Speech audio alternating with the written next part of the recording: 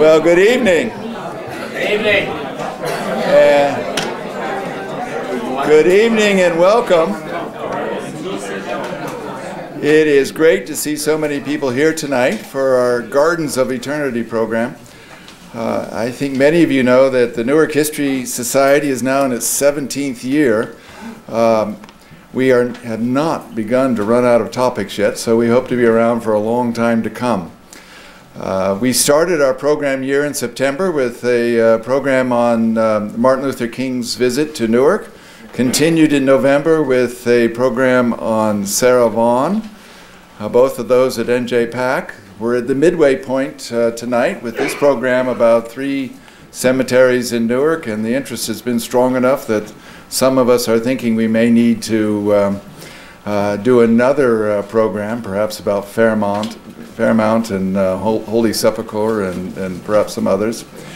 In April, as spring comes, there's no better harbinger of spring than the start of the baseball season. And sport, of course, along with all leisure activities, are a great window into the culture of a time and place. So on the 8th of April at NJPAC, you'll get a notice if you're on our list. John Zinn, who's the chairman of the New Jersey Historical Society Board, where we're meeting tonight, and Laura Troiano from Rutgers are going to be talking about baseball in Newark. John has done some remarkable research into baseball before the Civil War in Newark. And then Laura did her PhD dissertation on largely about the baseball stadiums in Newark, Rupert Stadium and then the Newark Bear Stadium and such. So it'll be a good evening. Then in May, there's a little bit of a switch from what we've said in the past, and I need to update our website. On May 23rd, not the 21st, we will have a program that we've been working toward for a long time on Italians in Newark. And the change is that Michael Immerso, who did that book years ago on the Old First Ward, is coming down from Massachusetts that day. Warren Grover, who has been doing research about Mayor Villani, the first Italian mayor of Newark, is going to be talking about that. And Michelle Rotondo, who teaches at Union County College and whose relative is honored by that pool on Clifton Avenue in the North Ward, will round out that program in May. We have our program all planned out for next year. We just haven't locked in the dates. So negotiating with NJPAC on 2 or 3 dates, and we'll see how that comes together. But if you are not on our mailing list, please fill out one of these cards. They're at the sandwich table, or get one from me. We are entirely self-funded for our series of programs. We do, or have, not this year, but our major project is the Newark Archives Project. Gail Malmgreen, who has done wonders with that over the last 7 years, and she and her team have described nearly 4,000 archival collections around the country that have material related to Newark. It's all online at nap.rutgers.edu. That's the only project for which we've gotten some outside funding, but otherwise all that we do is funded by our members and contributors, so we encourage you to continue to support what we do. So with that introduction, George, let me hand it over to you to introduce the program tonight and our panelists. Hi, thanks again for coming. I'm George Robb, on the board of the Newark History Society. And after introducing our 3 distinguished speakers, I'll make a few brief remarks about the early development of cemeteries in Newark. Then each of our panelists will talk for about 20 minutes. Then we'll have time for questions. So I'll introduce the 3 panelists first in the order in which they'll be speaking. Liz Del Tufo is a longtime resident of Newark. She is the president and a founding member of the Newark Preservation and Landmarks Committee. This organization has done fantastic work at educating us about Newark's historic architecture and protecting the built legacy of the city. Recently, they published an important work, Newark Landmark Treasures, which I recommend to everyone interested in Newark history. Liz also leads very interesting tours highlighting different aspects of Newark history, and in April she's going to be leading a tour of the Mount Pleasant Cemetery. And so there are flyers about this that are out there next to the sandwiches, so please take one before you leave. Liz is also the president of the Mount Pleasant Cemetery Board of Managers. I will note here that the other two speakers have no official connections to the cemeteries they are speaking about. Guy Sterling, our second speaker, is a board member of the Newark History Society. He is a longtime Newark resident, and he was a reporter for the Star-Ledger for almost 30 years until his retirement. He's been the driving force behind a number of Newark history-related events, including the installation of the statue of Justice Brennan on the steps of the Essex County Hall of Records, and commemorations of the 100th anniversaries of the seated Lincoln statue in front of the courthouse, and the 1910 High Street factory fire that claimed the lives of 26 women garment workers. Guy is also the author of the famous, the familiar, and the forgotten 350 Notable Newarkers, another must-read for anyone interested in Newark history. Then our third speaker is Barbara Krasner. Barbara teaches in the history and English departments at William Patterson University and Mercer County Community College. She has published a number of books about New Jersey history and Jewish history. She has been a Jewish genealogist since 1990 and is currently a PhD student in the Holocaust and Genocide Studies program at Gratz College. Barbara fondly recalls visiting the Grove Street Cemetery with her father and son, feeling the gravity of 3 generations visiting the graves of her great-grandparents, Murdoch and Brenna Dvorkin Krasner. Her talk tonight is based on an article she published in 2017 in New Jersey Studies. Now, just a few comments to set up the Cemeteries program, just very briefly about the early history of cemeteries in Newark and in the country in general. But I want to point out or note that the goal of this program is to better understand the history of Newark cemeteries in the hopes that this will create greater awareness in assisting, or the idea that greater awareness will assist in the preservation, the future preservation of these cemeteries. Burials in colonial Newark, as in other American and European towns, were in churchyards. That is, plots of land near the parish church. Newark's old burying ground was a 2-acre plot near Broad and Halsey, maintained by the First Presbyterian Church, which for many years was the only church in Newark. As Newark grew, and as the burying grounds became overcrowded, a new burying ground of 9 acres was established in 1828, south of Ferry Street and east of the New Jersey Railroad Avenue, or what's now the New Jersey Railroad Avenue. As the city became more ethnically and religiously diverse in the 19th century, new cemeteries were established by different communities, especially Catholics and Jews. There was also a colored graveyard in Newark on Wall Street in the Ironbound area. In 1869, the city established a potter's field on the south side for burying the poor and unclaimed bodies in mass unmarked graves. At one time, there were a couple dozen cemeteries within Newark. As Newark grew during the 19th century, churchyards became overcrowded. In 1858, the city council forbade more interments in the old burying grounds. New cemeteries had to be at least 1 mile from the center of population. New medical knowledge was beginning to raise concerns about health issues related to burials in town centers. And these old churchyards were limited in size, and they would just keep putting bodies on top of bodies on top of bodies. This period, the mid-1800s, was also the beginning of the garden cemetery movement throughout the Western world, in which carefully landscaped garden-like cemeteries were being built on the edges of large cities. These new cemeteries were usually non-sectarian, and they also drew upon a romantic aesthetic taste for pastoral beauty. Famous examples of garden cemeteries include Père Lachaise in Paris, Highgate in London, and Greenwood in Brooklyn. In Newark, the most famous examples are Mount Pleasant, founded in 1844, and Fairmount, founded in 1855. Okay, that's all I have to say by a very brief overview and introduction. I'm now going to turn things over to Liz, who will be talking to us about Mount Pleasant.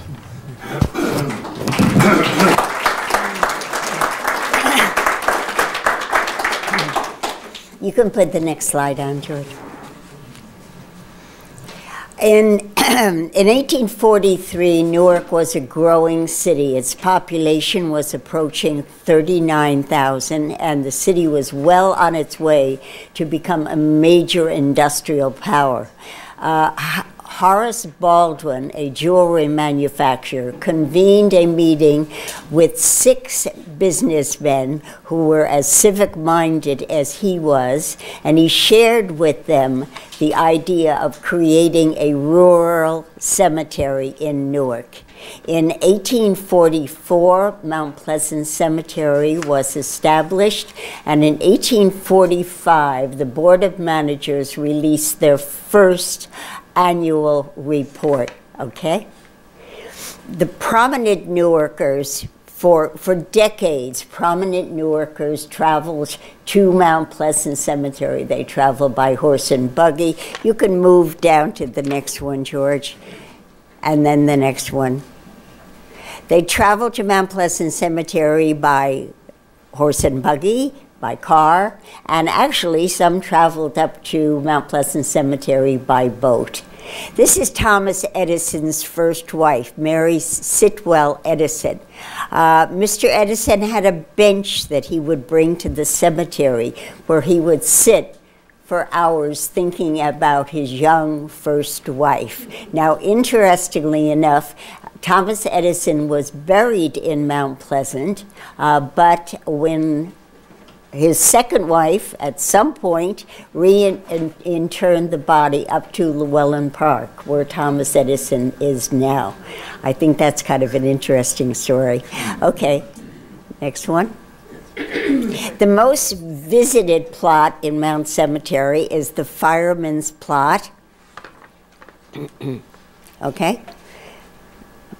There we have the burial of a firefighter. Okay. The largest family plot in Mount Pleasant is the Ballantyne plot, of course, starting with the patriarch Peter Ballantyne and continuing down to a Ballantyne that was buried in 2013. Okay. The largest funeral ever held in Mount Pleasant was that of John Dryden. John Dryden was the founder and president of the Prudential Insurance Company. He died on November 24th, 1911. There were 27 pallbearers. The head pallbearer was J. Pierpont Morgan.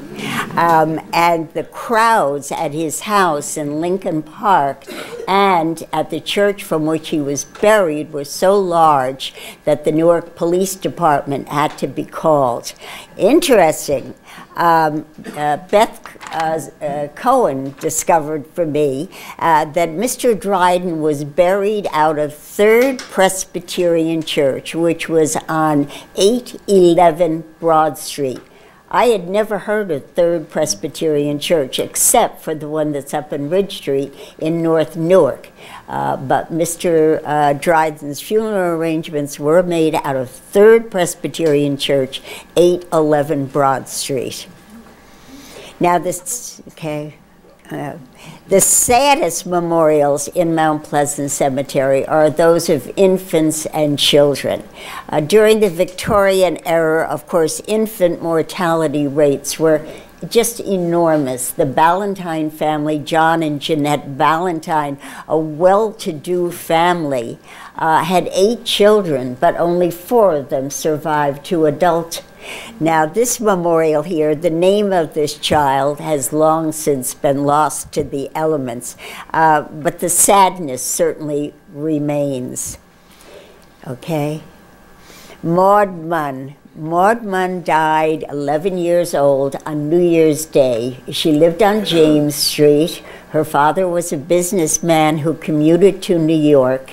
She loved to dance, hence her dancing shoes that you see in her hand. She actually was in a recital that was at the Paramount Theater on Market Street. Her father was inconsolable and erected this beautiful monument to Maud. And Maud has really lived on through her father's grief. Okay. Now we go on to the present. Okay, the next one.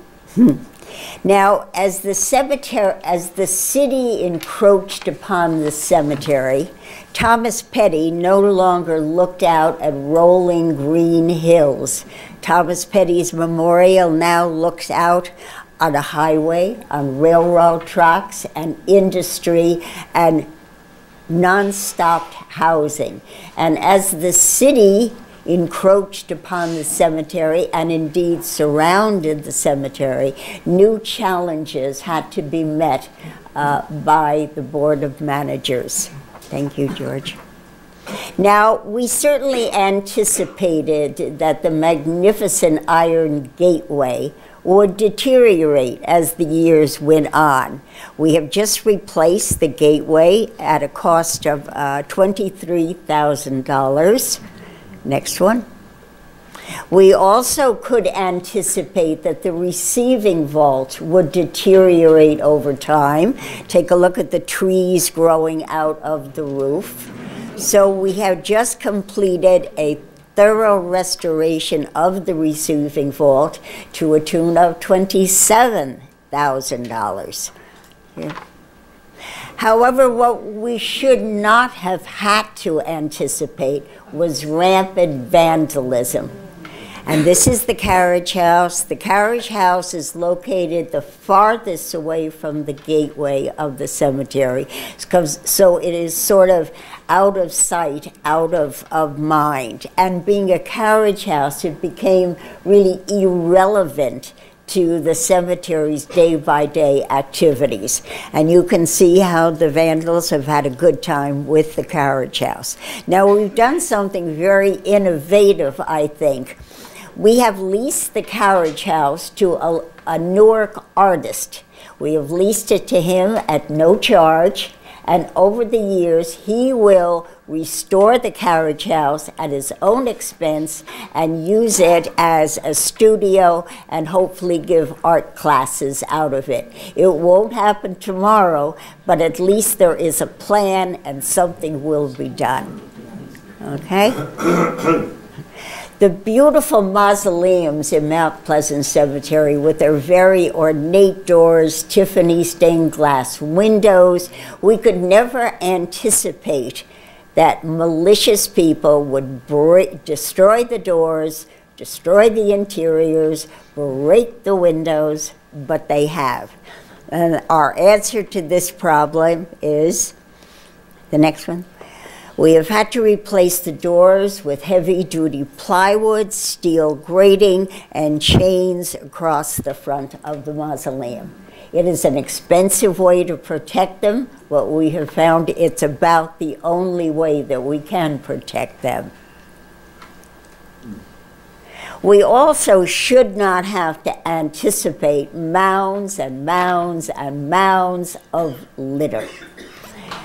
The next one, where the fences are broken, okay.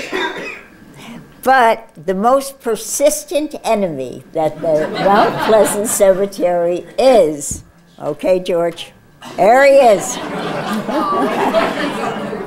The groundhog. Who said how cute?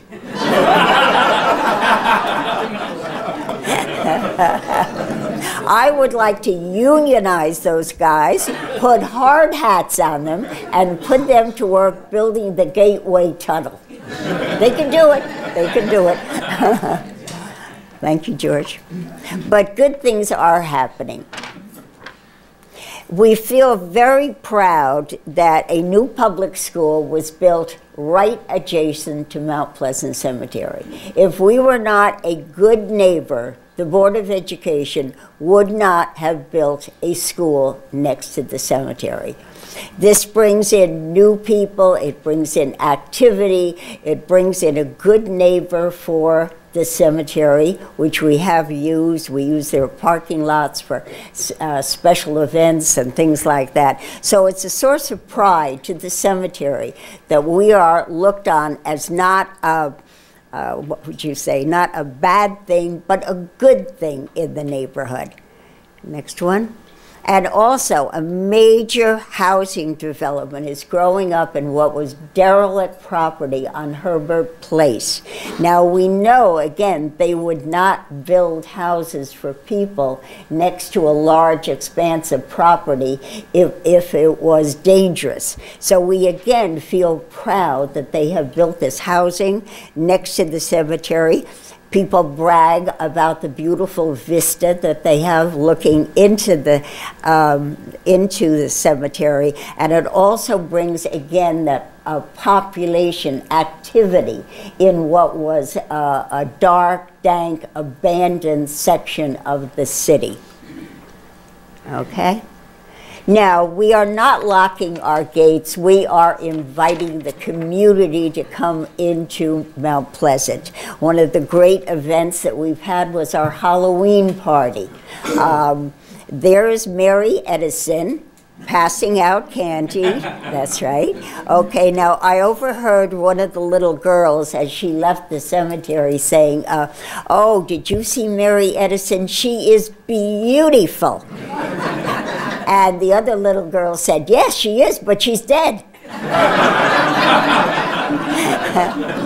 It was an absolute amazing day where over 700 people showed up. Next one. This is Seth Boyden trying to figure out what to do with this ghost that all of a sudden appeared on his property. Okay, and the next one. These are some of the neighbors that are coming down to get some candy and enjoy the tour. And these are all our impersonators. I see Linda Morgan there, who was Mrs. Conklin. Emily Mann was Mary Sitwell. And these are the volunteer Boy Scouts of the neighborhood that have done an incredible job for us, cleaning out spaces, helping us with special projects. So Mount Pleasant has become very much part of the community. Okay?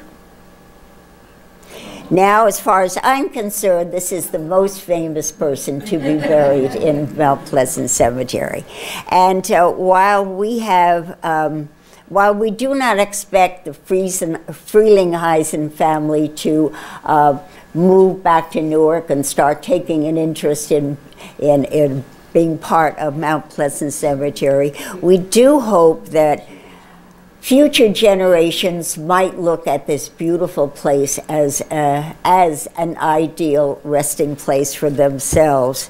But besides everything, the reality is that Mount Pleasant Cemetery, located in the third oldest major city in the United States, and while Newark is regaining its role as New Jersey's eminent city, Mount Pleasant Cemetery is a thing of beauty, and it is also a living repository of Newark history.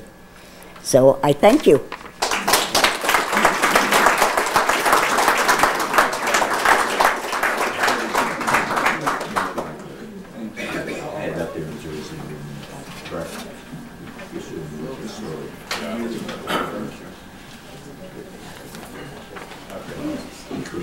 No, that's mine, Guy. Just leave it here.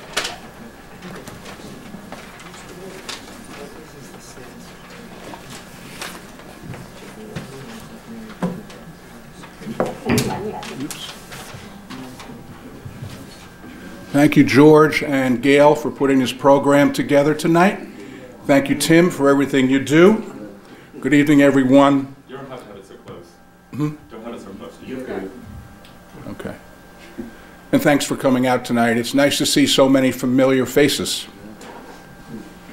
If ever there was a cemetery that's been ill-served but continues hanging on by its fingernails, it's the Woodland Cemetery off South 10th Street, a block over from the Home Depot on Upper Springfield Avenue. Half of it today remains overgrown with weeds, shrubs, and scrub trees. People use it as their personal dumping ground, as a shooting gallery, for gang activity, for religious rituals. Tombstones in almost every sight line have been pushed over or fallen over, and visits to graves by family members of the deceased are scarce, all while the city of Newark has sadly turned a blind eye to the deteriorating conditions for a long, long time. But that's not the way it always was, so let's start at the beginning of Woodland's 164-year history. At the outset, I would like to emphasize that I have no connection at all to the cemetery, none, other than an interest in its history, and a hope that one day it will return to what its founders intended it to be. Woodland Cemetery was incorporated by an act of the state legislature in 1855, just after the city fathers decided that it was healthier for the dead to be buried in places out beyond Newark's population centers as opposed to graveyards behind local, closer-in churches. In part, this was out of a fear of the spread of yellow fever, which plagued many of Americans' urban centers with deadly outbreaks in the mid-19th century. But there was also a movement in America at the time to create new cemeteries and pastoral-like settings, not unlike large gardens. Fairmont Cemetery off Central Avenue and South Orange Avenue, near the East Orange border, was founded at roughly the same time as Woodland, in Fairmont's case to ease overcrowding at the old First Presbyterian Church Cemetery off Broad Street. The founding of Fairmont and Woodland came in a decade when Newark was industrializing and the city's population growing so quickly that it essentially doubled to more than 70,000, meaning there were more dead to deal with than ever before and more space needed to accommodate the bodies. In only one other decade in Newark's history has the population experienced faster growth on a percentage basis than the period of 1850 through 1859, when Woodland and Fairmont cemeteries were founded. Here is the cover page of the legislative act that approved the incorporation of the Woodland Cemetery, which was originally named the West Newark Cemetery Company. The act set the size of the Woodland Cemetery at no greater than 50 acres, 50. It turned out to be roughly 37. And it called for the cemetery to be established on land just outside the city's boundary in Clinton Township, parts of which were in and out of Newark's possession during the 19th century.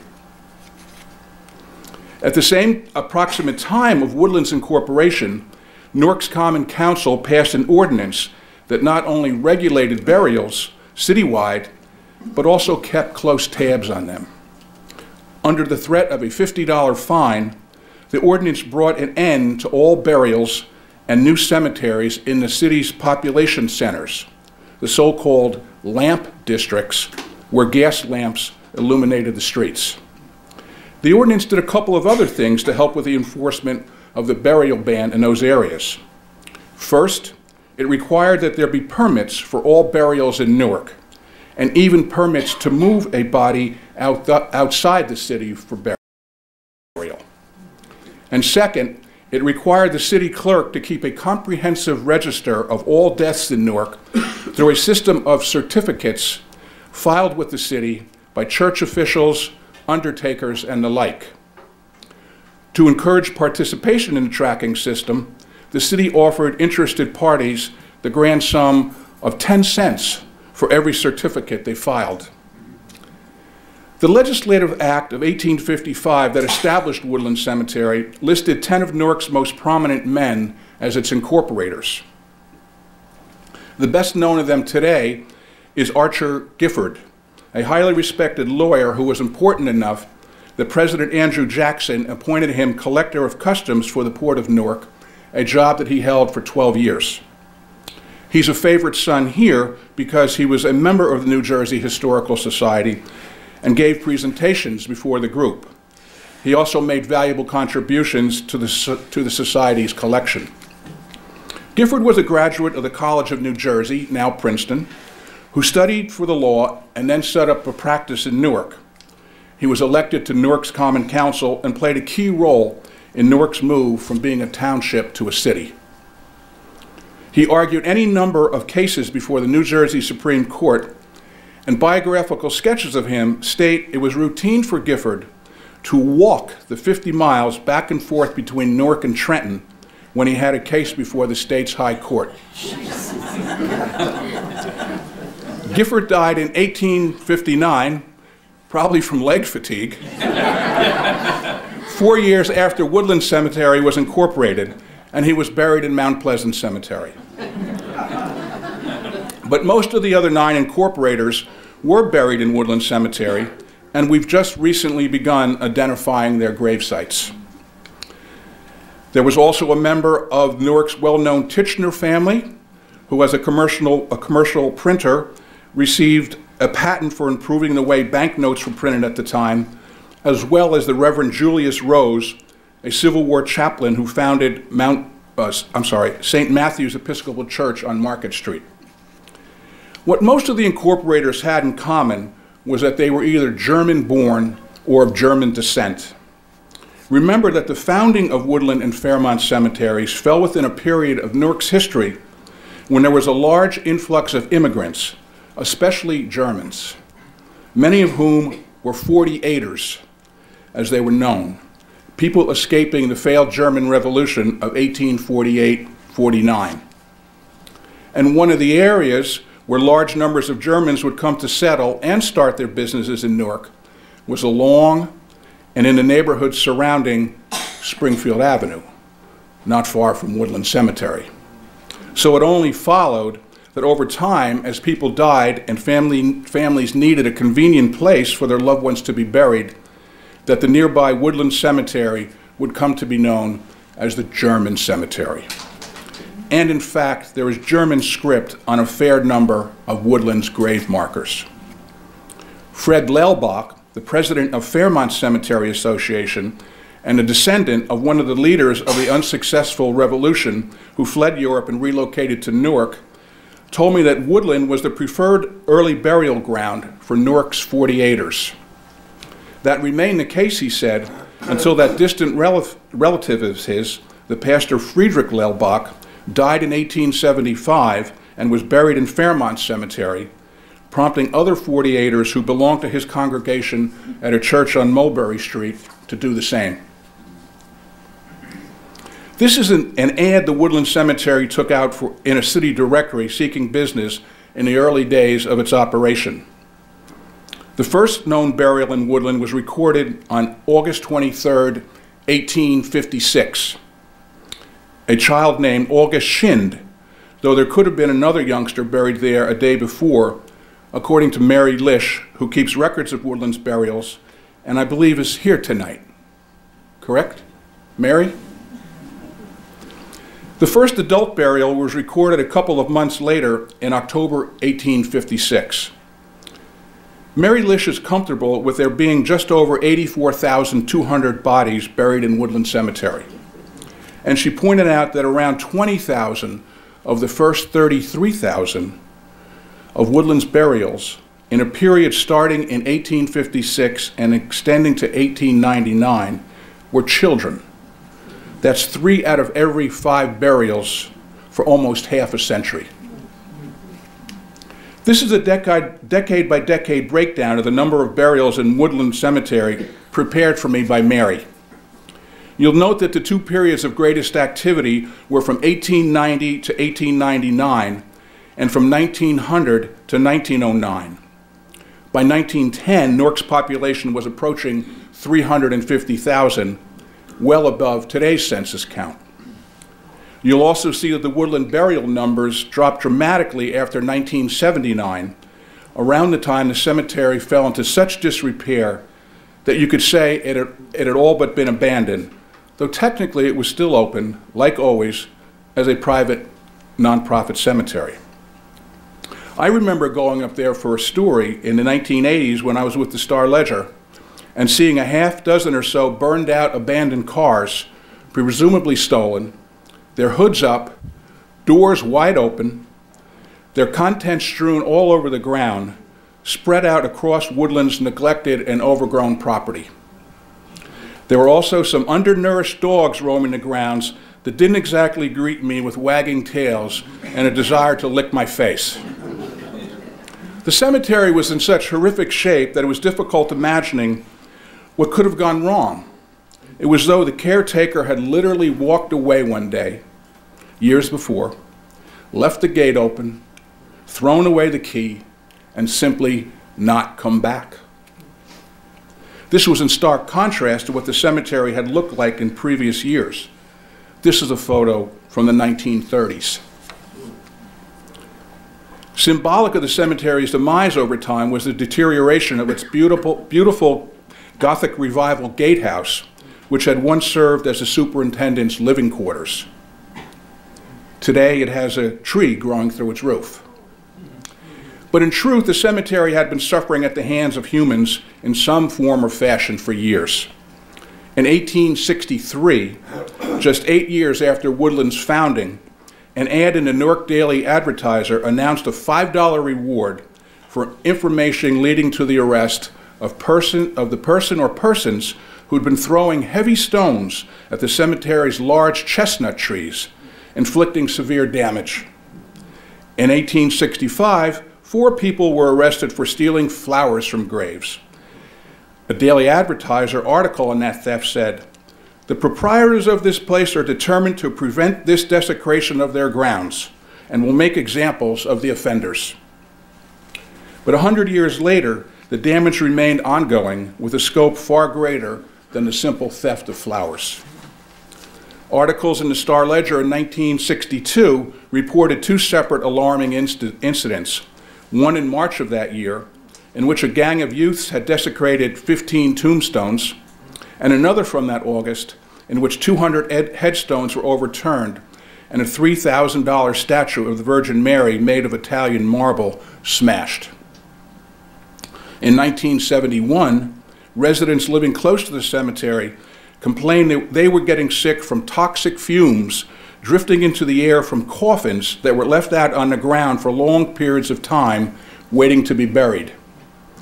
The cemetery didn't take any responsibility for any of the illnesses, but it did acknowledge using trenches for burying Newark indigent dead and leaving each of the 25 to 30 foot holes, 25 to 30 foot long holes, open long enough until they could be completely filled with coffins. It was in the early 1980s, though, when things at Woodland seemed really to go off the rails.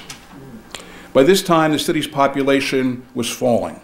The Germans were just about entirely gone from Springfield Avenue, if not all of Newark, a development that substantially curbed their burials in Woodland, and deserved or not, Springfield Avenue was still suffering from the scars and stigma of its connection to Newark's period of civil unrest during the late 1960s. However, there continued to be some African American burials at Woodland Cemetery, as there had been since its early days.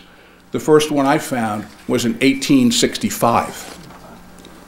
In fact, by the last half of the 20th century, if newspaper death notices are any indication, the majority of burials in Woodland were of African Americans, with Newark's black funeral homes, notably Wigham and Churchman, handling the arrangements. But the bottom line of the era was that the number of burials at Woodland plummeted to next to nothing, where it pretty much stands today. But the bad news at Woodland didn't stop there. In 1999, a suit was filed against the city, the cemetery, and others, alleging that for 2 decades, thousands of infants' graves had been plowed over to make room for new burials. The suit, brought by more than a dozen people who had loved ones buried in Woodland, charged that the cemetery, quote, has been permitted to deteriorate, to become desecrated and defaced, and is and has at all relevant times been permitted to become unsafe and unfit for its designated public purpose. And in recent years, there's been an ongoing dispute that's included court action over who has control of the cemetery property and the right to keep it maintained. Meanwhile, George, go back to the Meanwhile, vast stretches of the cemetery today remain overgrown with almost every type of unwanted vegetation you can think of. Old trees are breaking apart. Countless headstones remain overturned. The perimeter fence is falling down or has gaps in it. And people continue to break in, sometimes with trucks, to dump their garbage, including, in recent months, large mounds of construction debris. In short, at least to me, the big picture has been obscured. The big picture being that nothing good will ever happen at Woodland Cemetery with its appearance the way it is. But this is not to say that the people who run Woodland and others haven't given it their best effort. And the cemetery does remain open for burials and visitors. Warren Vincent, current Woodland board member and the property's caretaker, told me that almost every cent of the $19,000 generated each year by the cemetery's state-mandated Maintenance and Preservation Fund goes to cutting grass and carting away illegally dumped garbage. Board members receive no compensation for their work. Over the years, some right-minded individuals and a few civic groups have also stepped forward to help try to return the place to its original splendor. They're to be saluted, especially those volunteers like Mary Lish. John Sass, our partner. Okay. And John Sass, who've organized specific days for cleanups or safe days where families can visit their deceased loved ones with a sense of safety and security. I also know people who visited Woodland to take photos of headstones to post on Find a Grave as a way of stimulating public interest in the cemetery, or other people who've researched the lives of Woodland's dead for posting on the cemetery's website. But there's so much more to do. However, with funds in short supply, new burials few and far between, families by and large failing to tend to their loved ones' graves, and the city showing little, if any, interest in lending a helping hand, you really have to wonder what the future has in store for Woodland Cemetery. I would like to end my presentation by recognizing some of the people who are buried in Woodland in what is by no means a definitive list. According to Warren Vincent, there are more than 600 veterans buried in Woodland Cemetery, members of the military beginning with the War of 1812 and extending all the way to the Vietnam War. A few died during conflict, but most died after returning home. Roughly half are Civil War veterans. One soldier who had a tough time getting home was Sergeant Alfred Michael Delisandris, a turret gunner on a B-17 bomber during World War II. Sergeant Delisandris was shot down near the German-Danish border in April of 1944 and held captive for 13 months in a notorious POW camp outside of Krems, Austria.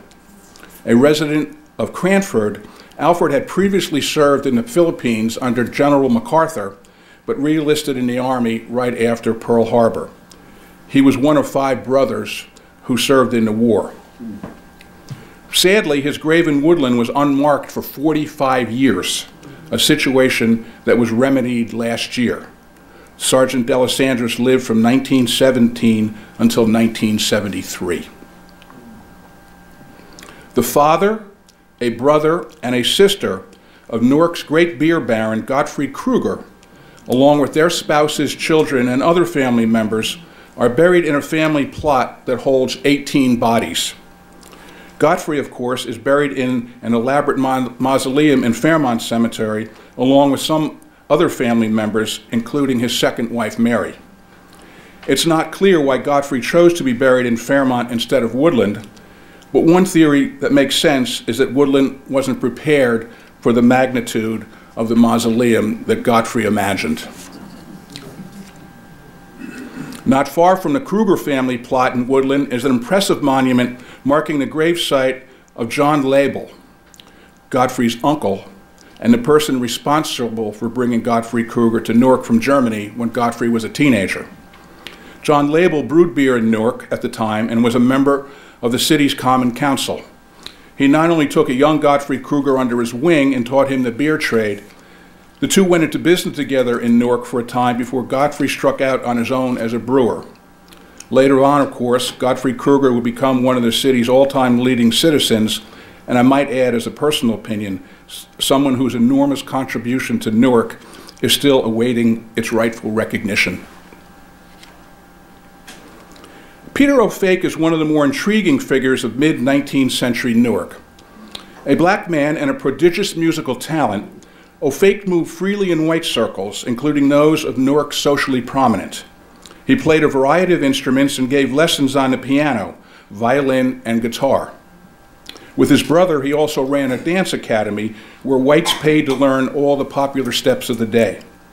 In the process, he built up a fairly hefty bank account for himself. But just as important, O'Fake led a popular orchestra that regularly performed at major social events and religious ceremonies in Newark and around the metropolitan area. He lived from 1820 until 1844, and his family archives are here in the New Jersey Historical Society collection. Ike Quebec Abrams, who was known as Ike Quebec, was a jazz saxophonist of note. He recorded as a sideman and a group leader for major labels and recorded or performed with the likes of Ella Fitzgerald, Benny Carter, Coleman Hawkins, and Cab Calloway. He was also a talent scout for Blue Note Records and helped bring jazz legends Thelonious Monk and Bud Powell to the label. Quebec, who lived from 1918 until 1963, has two markers on his grave. This is Theodore J. Vincent, Warren's great uncle. The son of German immigrants, Theodore was a musician and a band leader of some renown in his day, leading an orchestra that was featured for many years at a beer garden in Olympic Park in Irvington and elsewhere in New Jersey, especially Asbury Park. He was also the musical director of Newark's 250th anniversary celebration in 1916. But his greatest recognition came from his association with Thomas Edison. Theodore not only led Edison's military and concert bands, but according to an article about his death in the New York Times in June 1933, his orchestra, quote, recorded the first cylindrical band record for Edison. Sadly, Theodore, distraught over his wife's death, fatally shot himself at her gravesite in Woodland, near the spot shown in this recent photo of his relative Warren. Theodore was 75 years old at the time and was buried in the same plot as his wife. He is one of almost 24 members of the Vincent family, extended family, buried in Woodland Cemetery. And finally, Frederick Waldman. Waldman was a saloon keeper turned theater owner and manager, the business for which he is best known. Waldman was born in Germany in 1832 and came to the U.S. at age 20 with $35 in his pocket. He knocked around the country for a bit before settling in Newark after he was wounded in the Civil War. He both ran and owned several Market Street saloons and theaters before opening Waldman's Opera House at the corner of Market and Halsey Streets in 1880. The theater primarily featured variety shows, some of them productions with dozens of acts, and Waldman was known to screen all of them in advance and remove anything in them he found objectionable. He died, why would he do that? He died in 1888, leaving the theater's operation to one of his sons. Hopefully, as more and more of Woodland Cemetery is cleared of brush and scrub trees, allowing far easier access to additional burial sites, research into the lives of its dead can continue so that we can find out who else is buried there. This to me seems likely to happen as more and more families get interested in their genealogies over time. To me, it's an eminently worthwhile project if we're to have a better understanding of our city and the people who came before us. I appreciate your time tonight and the opportunity to bring the history of Woodland Cemetery into clearer focus. Thank you.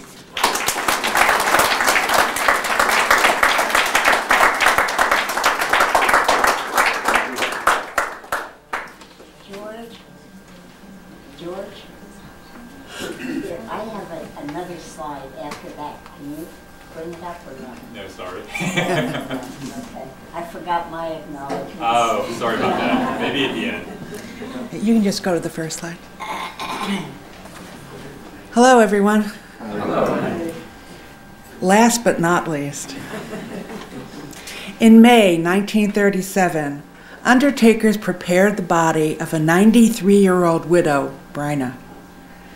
Likely her remaining children, grandchildren, and great-grandchildren followed a procession up South Orange Avenue to the Grove Street Cemetery, where she was laid to eternal rest under a double tombstone next to her husband Mordechai, who died 22 years before. They came to America, and specifically Newark, in 1901. Maybe it was to join their children. Maybe it was to stop their daughter Ida's wedding to a man of ill repute. In Newark, they joined in creating a vibrant Jewish community that by 1911 numbered some 50,000 people. They made the Third Ward their home.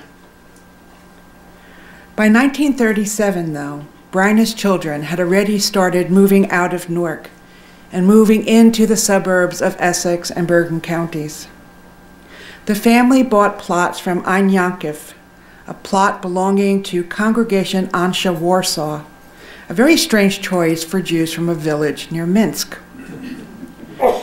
They could not have known that within a mere 30 years, the cemetery would begin a long-term descent into serious disrepair, and that few of their descendants would either know or have the bravado to visit their graves.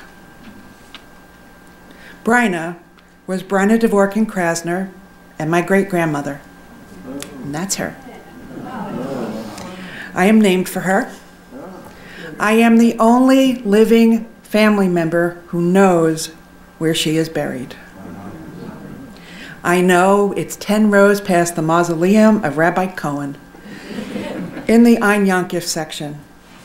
I began to visit her grave with my father and my son in the early 1990s as I was pursuing the family history. Since 1988, the cemetery, like Brigadoon, has been open only one day during the year. The Sunday between the Jewish New Year, Rosh Hashanah, and Yom Kippur, the Day of Atonement.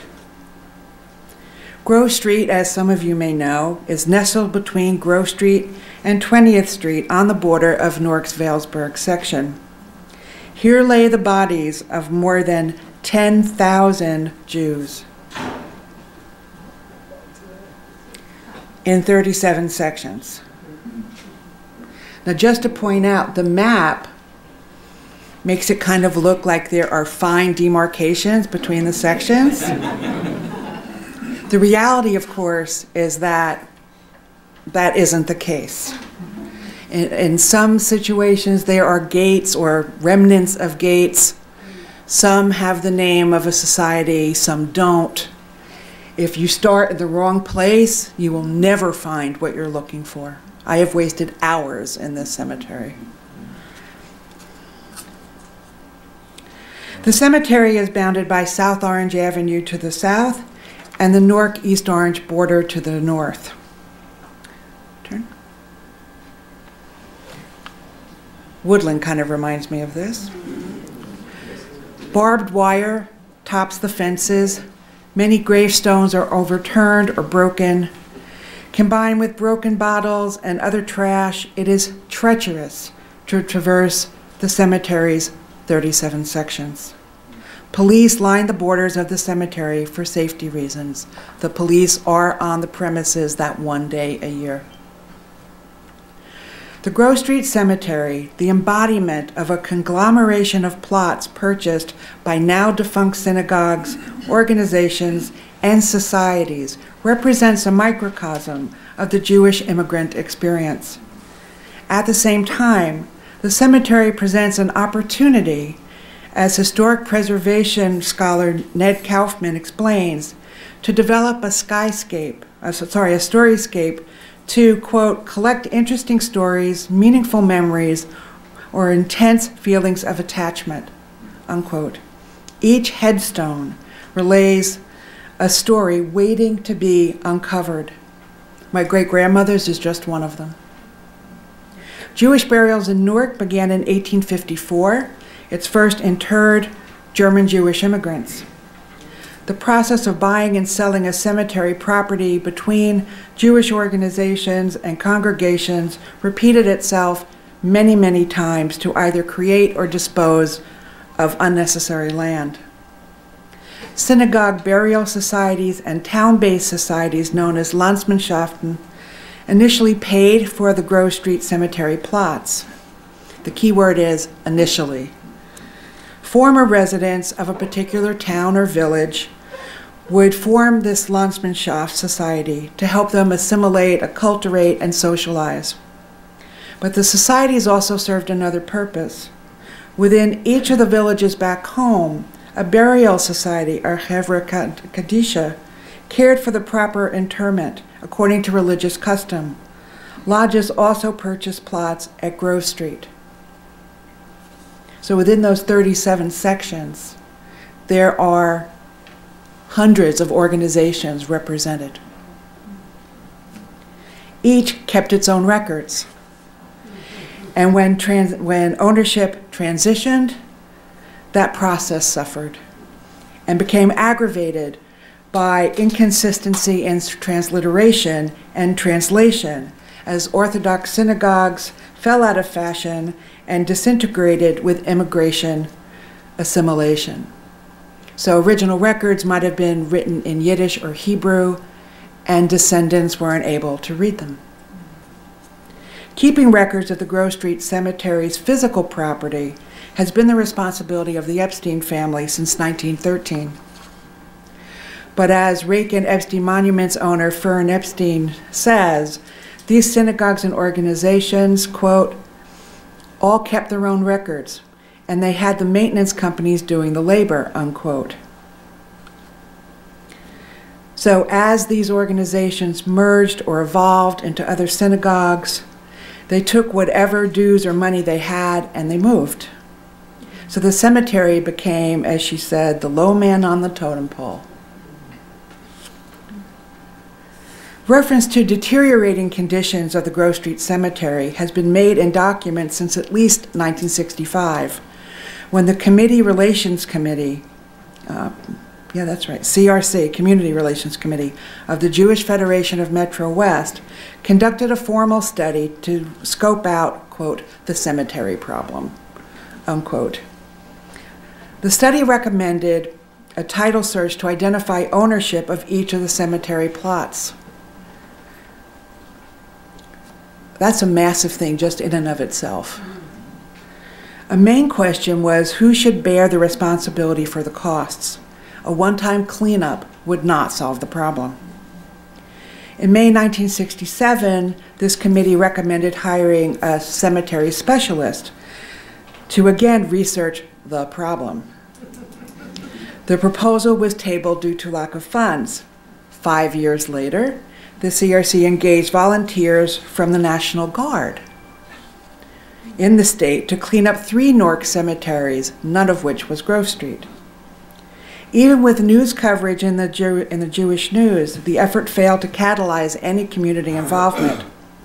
2 years after that, the CRC assigned the cemetery problem to the Committee on Jewish Security and Civil Rights. The committee's 33-page report raised more questions than it answered. And it commissioned a task force on cemetery conditions in the spring of 1976. These are some of the photos that came out of that study. So as we heard about Woodland, we see lots of overturned stones, even in the 70s. And the dogs, too, were here. It's mission. Oh, sorry? That I don't know. But rabid dogs. The mission of this new task force was threefold. 1, examine the problem of the neglected cemeteries. 2, study the facts and the issues involved. And 3, propose a possible solution. The task force consisted of heads of synagogue burial societies, funeral home directors, and monument makers. Some members were lawyers or rabbis. Task force members found many gravestones knocked down by vandals or toppled by a combination of weak foundations and strong winds. In some cases, grass and brush had grown several feet high. Litter dotted the sidewalks, and evidence of brush fires was apparent.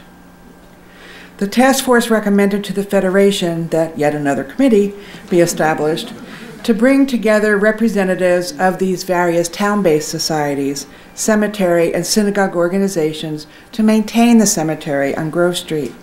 A small grassroots effort got underway, but could not resolve the issues.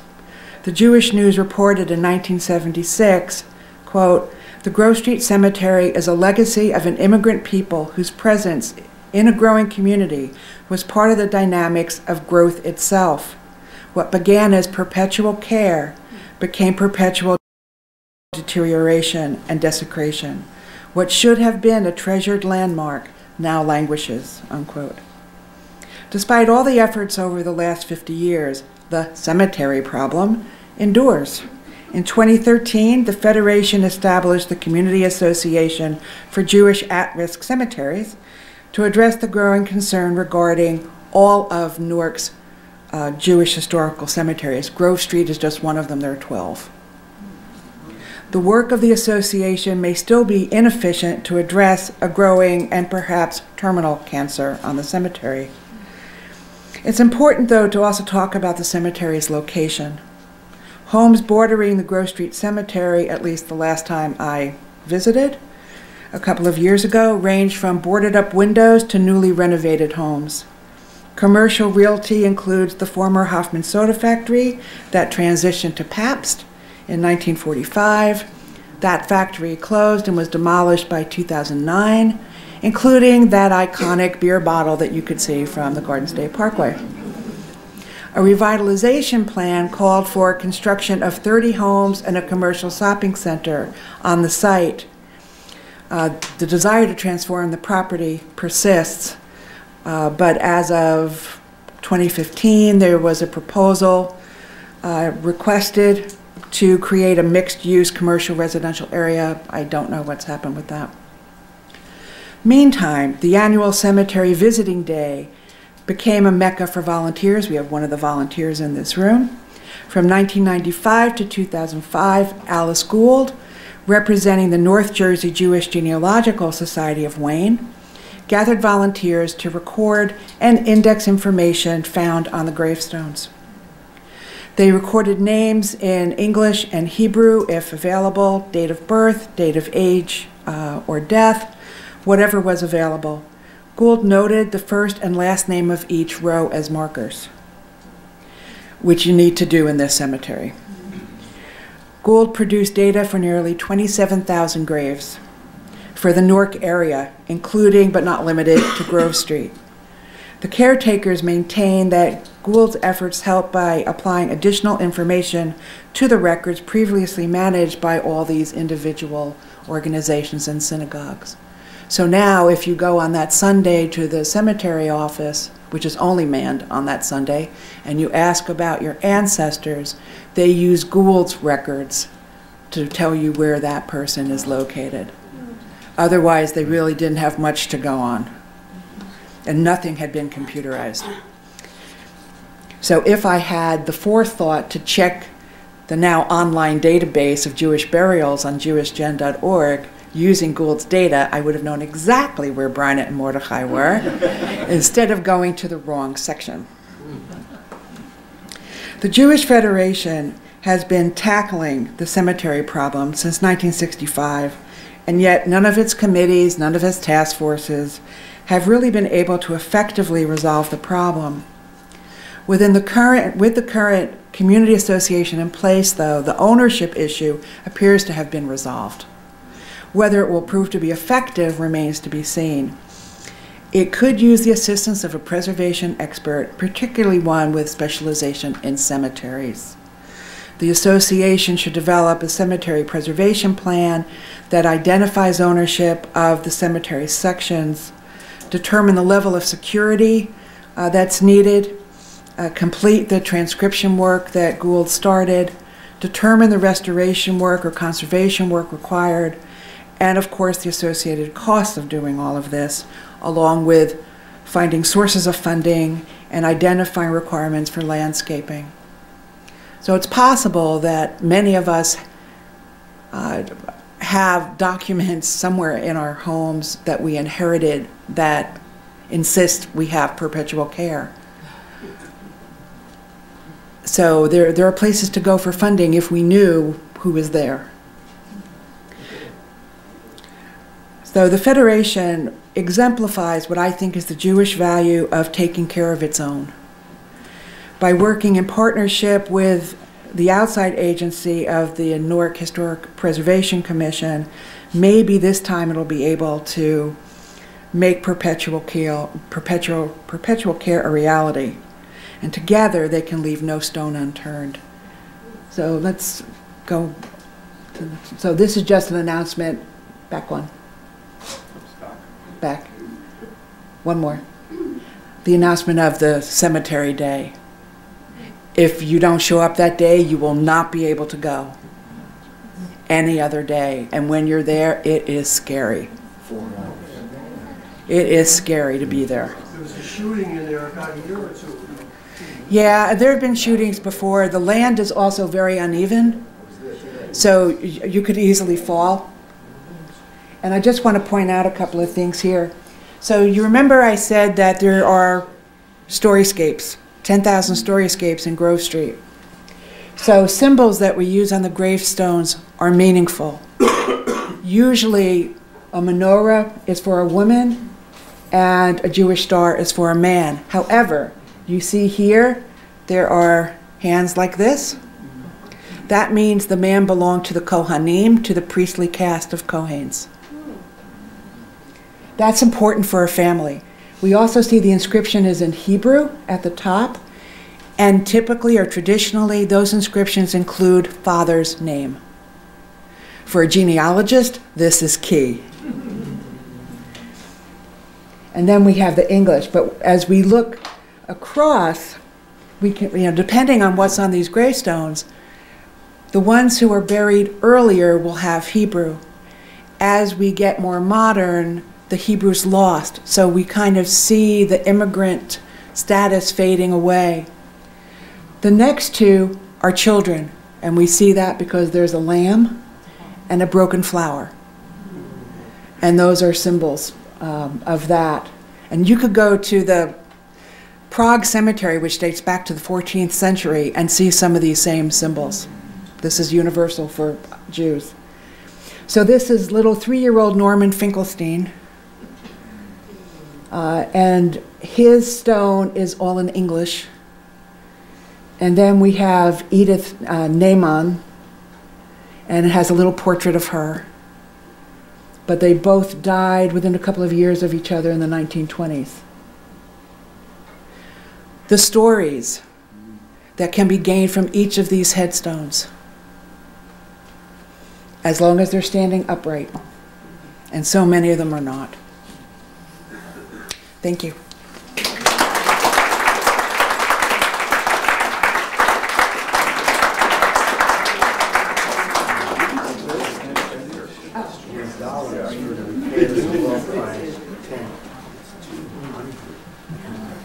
Liz, come up here. 200. Liz, come up here. Guy. So we have time for questions. We've heard 3 really amazing presentations about 3 different cemeteries in Newark. So if you have questions for any of the individual speakers, I would love to hear them now. Gail? Great presentations, really interesting. I just think, as an archivist, there is an important dimension in these cemeteries and these burials in the paper records. And Barbara said something about the problems with paper records in her case. But the interesting thing to me is that the opposite is the case with the other 2 cemeteries. Whatever their other difficulties, the paper records are actually very well preserved. And I wondered if the speakers could say something about that, because we recently had an inquiry about someone buried in Woodland, a Civil War veteran, and we found him immediately because of Mary's work and Warren's work with the paper records. we had a clear way to brush, but we found his grave without difficulty. Oh boy. What was that question again? Well, I mean, the Mary has records. There are records here at the New Jersey Historical Society on Woodland Cemetery as well. If people wanted to look at those, but I don't know what else. They're very well preserved. I mean, Those you records? can find the Yeah. site of anybody in Woodland. Well, okay, so here's an interesting thing about Woodland Cemetery. I don't know, is Bill Mikesell still here? Okay, Bill's still here. Okay, so a few years ago, Bill Mikesell and I went up to Woodland Cemetery, and Warren was there. Warren's been since the caretaker. Oh, Warren's here, okay. And we went inside the old gatehouse, which was all boarded up. And because we wanted to see what was there. It's, all sorts of garbage dumping and everything. But an interesting thing about it to us was that in the basement, and this apparently had, these items had apparently been on the main floor of the gatehouse at one point, were two very large vaults, safes, that are in the basement of that building. And, we didn't go down and see if we could open them. But we have no idea what's in them. They're empty. They're empty. They're empty, okay, they're empty. We did, yeah. All right, great. Believe me, you're better than me if you went in there and went down here and took a look at that. Oh boy, okay. I'd like to give a thanks to the New Jersey Historical Society. Not so close. Okay.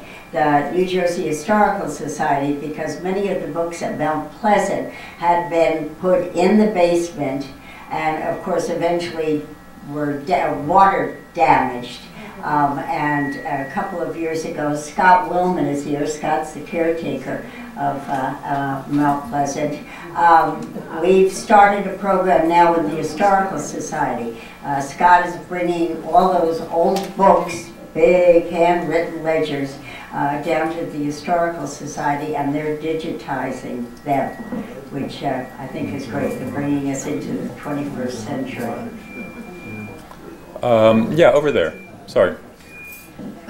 When did the Grove Street Cemetery open? When was the year that The first burial was 1854. 1854. And that's just the Grove Street one? Yes. But what about all the others? I didn't research the other ones. Okay. Yeah. Do you think that's the oldest? But Alice Gould has a book Okay. that you can get on Amazon, and she researched all of the Jewish cemeteries. What's the name of the book? I don't know the name of the book. Jewish Cemeteries of Newark. Jewish Cemeteries of Newark. Thank you, Linda. Go ahead. Yeah. Guy, was that the one, the Woodland Cemetery, is that the one that I asked you about, Yeah. Rose Street? Yes. Okay, because you answered my answer. Yeah. And just one other thing. My great-grandparents are buried in, and their tombs are still up. And it's amazing. And I'm one that volunteered writing names at the cemetery with Alice Gould. And we did the one on Ames Street near the Newark Airport. There's another Jewish cemetery. McClellan Street. Thank you. Yeah. Yeah, I'm a little confused. Woodland and Grove Street. It would be nice if we had one map that shows the location of all three. Where is the Woodland Cemetery? Because listening to Barbara, now I know that Grove Street is the one that borders the Parkway. Am I right? Well, it's one of many. One of many. One of many. There's one on south. So what The borders nice the one is not the Parkway? Jewish. Only cemetery, Catholic cemetery. But that's where the Paps, And the Jewish cemetery is right across the street from there. so there's more than one cemetery. There's more than one, yes. So where's Woodland? You know where the Home Depot is? You know where the Home Depot is on Springfield Avenue? That's your landmark. It's right behind it. Thank you. One street over. Thank you. Bergen Street and Springfield Avenue. Thank you. Okay, thank you. Yes, thank you very much for that presentation. It was so interesting. I did take a tour of the Grove Street cemeteries, and that in particular, if you could really tap into the historical significance, because you break it down 37 sections, and then there's hundreds of like either unions or connections to different villages or towns. So, I mean, there's story after story there. So, I mean, I guess it's dreaming as far as hooking up with some historical perspective. So that would be just number one. And then the last thing, what's the current, like, say, availability and pricing of, say, those 3 cemeteries? I'm going to address your first question. Yes, please do. And now I can't remember what it was.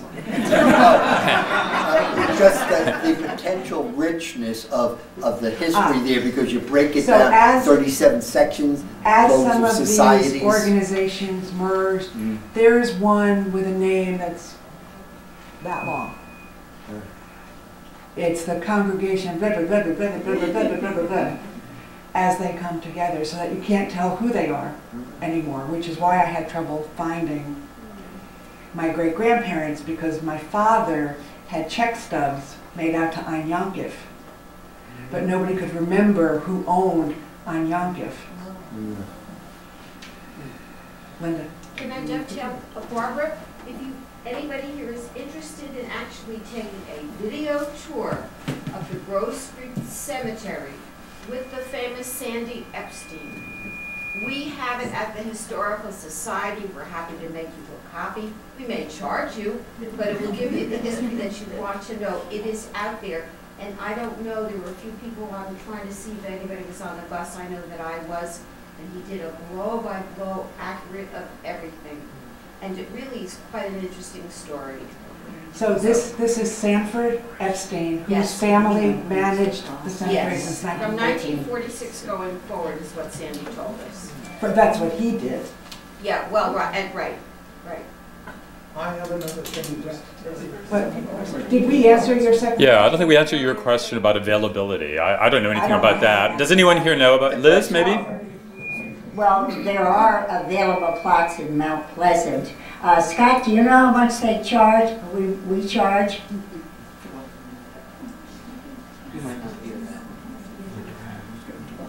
Yeah. To buy a lot, it's $2,500, and for the first burial, it would be $1,500 to bury somebody. Okay? Okay. And I just want to correct something I said in my talk. Anybody who knows me knows that I get my zeros mixed up. Tom, are you there?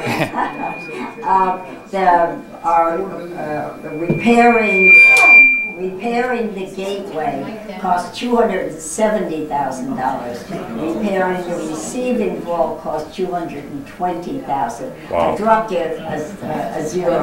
Yeah, it seemed pretty economical. That first price seemed pretty cheap. Yeah. Okay, so I believe that there is space available in Woodland Cemetery. In fact, on the way out, you can sign up. Warren can give you a better idea. They're like $1,600. 1950 with the opening. George, I think 1950 with the opening What? and closing. The opening and closing, 1950. That's a bargain. Yeah. In this day and age, that's a bargain. No, I know, that's right. Just have them use that. Yeah, something that feedback is, you have to go to the... Okay. Sir, in the back. Yeah, Grove Street Cemetery. I went by there today. My grandparents are buried there. I actually have some pictures that I taken. And I don't think it's as bad as you say it is, at least in the area that they are. And one of my cousins says that he still pays annually for perpetual care. But I could show you this. Let me just say, it is as bad as I say. Maybe not where your family is. Look at this. But there's many different sections. Yeah, I know, but I mean, that's why I see where they are. Yeah, and that's not where my great-grandparents are. But this is right on 20th Street, so you don't have to go. You don't even have to go inside. No, they're off of 20th also. And the gravestones are perfect. 2 more questions, I think. Yeah, 2 more questions. You already had one. I'm sorry. Oh, in the back. In the far back, Gail. Simmer down. Guy let us know that Woodland Cemetery, except the African Americans, seems like mid-19th century. Can you tell us about Mount Pleasant? If they did the same, or was it segregated, or was there a certain section for African Americans? It was never segregated. but I don't believe there are any African Americans buried there. There is, I mean, it was obviously one of... Woodland Cemetery, there were African American burials at Woodland before the Civil War. There's always been African American burials in Woodland Cemetery. I think a lot of the difference was location. Mount Pleasant Cemetery, which it was located in the north end of the city, which never, and even to this day, does not have a substantial African American population. There are some Catholics buried there. There is, I think, someone of Jewish faith that is buried there. But you have to remember that there were huge Jewish cemeteries, you know, for the Jewish population. And again, I think geography had a great deal to do with that. Yeah. Noelle, last question. It may be a repetitive question. First, I want to say thanks to the people at Woodland. My grandmother and my great-grandmother are buried there, and only through the help of like the one-day openings were we able to find the same-day openings years and years ago. I think maybe like 12 or 13 years ago. Were we able to find my grandmother and my great-grandmother's grave. But I know this might be a repetitive question, but what was the Grove Street Cemetery before it became a cemetery? Was it an open space? Do you know? Yeah, I don't know. That's how they wall vacant land. Outskirts of Newark. Oh, so it was just like a probably open land. Yeah. Well, please join me in thanking our presenters for some very fine talks. And there seems to be a lot of interest in cemeteries, and hopefully we'll do another program, a related program. And if there's any more food, please eat it before you leave.